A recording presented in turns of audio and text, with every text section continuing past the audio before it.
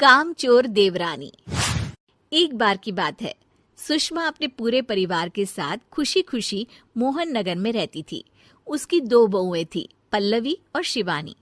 एक दिन दोनों बहुएं रसोई में काम कर रही होती है कि तभी उनकी सास सुषमा उन्हें बुलाती है। अरे बहू, जरा इधर तो आना। शिवानी, जरा जाकर देखना सासू माँ क्या कह रही हैं। दीदी, आप ही देख लो ना जाकर, आपको भी तो सुनाई दे रहा है। अरे मैं आटा गूंद रही हूँ ना, तुम चली जाओ। हाँ, तो मैं भी तो सब्जी काट रही हूँ ना दीदी। अरे बहू, जल्दी आओ। ओह, ये तो जाएगी नहीं, मैं ही जाकर देखती हूँ कि क्या करना है। पल्लवी सुषमा के कमरे में जाती है। जी मम्मी जी, क्या हुआ? शाम को घर पर कुछ मेहमान आने वाले हैं, तो तुम अच्छा सा खाना बना लेना बहू। ठीक है मम्मी जी, आप बता दीजिए क्या क्या बनाना है और कितने लोग आ रहे हैं। सुनील की मौसी जी और उनका पूरा परिवार आ रहा है। कुल मिलाकर 3 लोग और हमें मिलाकर हुए 9 लोग। तो अभी से ही तैयारी करना शुरू कर दो। और हाँ, घर की सफाई भी कर देना, हाँ, अच्छे से। जी मम्मी जी, सब काम हो जाएगा, आप चिंता मत कीजिए। पल्लवी शिवानी को घर में मेहमान आने वाले हैं इसके बारे में बताती है। क्या? 9 लोगों का खाना बनाना होगा, घर की सफाई करनी है? बाप रे, सासू माँ ने तो हमें घर की नौकरानी ही समझ कर रखा है। ऐसा नहीं बोलते शिवानी, हम इस घर की बहू हैं और घर के काम करना हमारा फर्ज है। दीदी तो है ही सासू माँ की चमची, जब देखो सासू माँ सासू माँ। मैं तो इतना सारा काम नहीं करने वाली। शिवानी कपड़े लेकर गमला साफ कर रही होती है और चक्कर आने का नाटक करने लगती है। मेरा सर चकरा रहा है। तभी वहां पल्लवी और सासू माँ जाते हैं। अरे बहू, क्या हो गया तुम्हें? मम्मी जी, बहुत तेज सर में दर्द हो रहा है। तुम एक काम करो शिवानी, आराम कर लो। नहीं नहीं दीदी, घर में मेहमान आने वाले हैं, मुझे आपकी मदद करनी चाहिए। अरे कोई बात नहीं शिवानी, तुम आराम कर लो, मैं सब काम कर लूंगी। ठीक है दीदी, अगर आप इतना कह रही हैं तो आराम कर लेती हूँ। शिवानी आराम से अपने कमरे में मैगजीन पढ़ रही होती है।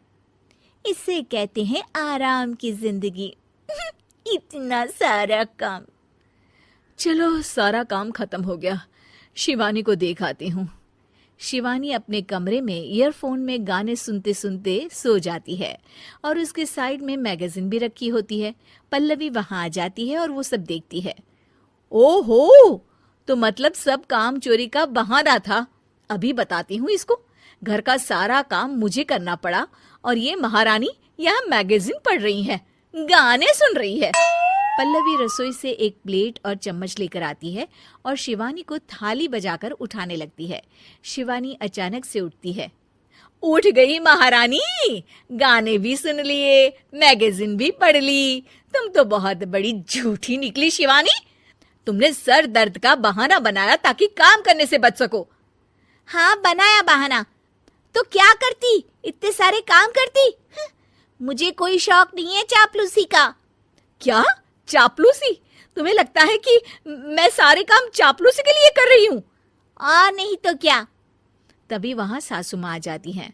अरे बहू, वो लोग बस आने ही वाले हैं, तुम तैयारियां कर लो। जी सासू माँ, तुझे तो मैं बाद में देखती हूँ। सब खाना खाने बैठते हैं और खाना शुरू करते हैं। तभी सुनील की मौसी बोलती है। वाह भाई वाह, खाना तो बहुत ही अच्छा बना है सुषमा जी, एक एक चीज में क्या स्वाद है। ये सुनकर शिवानी मुंह बना लेती है। उसे अपनी जेठानी की इतनी तारीफ रास नहीं आती। आपकी बहुएं तो बहुत ही अच्छा खाना बनाती हैं। हाँ, बनाती तो दोनों ही अच्छा है, पर आज ना ये सारा खाना बड़ी बहू ने बनाया है। छोटी बहू की तबीयत ठीक नहीं थी, सो इसलिए। मानना पड़ेगा सुषमा जी, आपकी बड़ी बहू तो बहुत ही गुणवान है। पल्लवी की तारीफ सुनकर शिवानी को जलन होती है। पल्लवी ये सुनकर खुश हो जाती है और शिवानी की तरफ देखकर उसे चिढ़ाती है। कुछ देर बाद मेहमानों के जाने का वक्त हो जाता है। मौसी जी सबके लिए उपहार लाई होती है। वो सबको शगुन के पैसे देती हैं और अंत में पल्लवी के पास आती है। तुम्हारे लिए शगुन का लिफाफा तो है ही, पर बहू तुम्हें एक और उपहार भी मिलेगा इतना अच्छा खाना बनाने के लिए। मौसी अपने सोने के कंगन निकालकर पल्लवी को पहना देती है। ये लो, ये मेरे मनपसंद कंगन है, अब से ये तुम्हारे हुए। धन्यवाद मौसी जी। ये देखकर शिवानी तो पूरी तरह से जल जाती है और गुस्से से रसोई में चली जाती है। तभी वहां पल्लवी आ जाती है और उसे अपने कंगन दिखाने लगती है। देवरानी जी, अब आपका सर दर्द ठीक तो है ना? मुझे लगता है कि अब सर दर्द शुरू हो गया होगा आपका।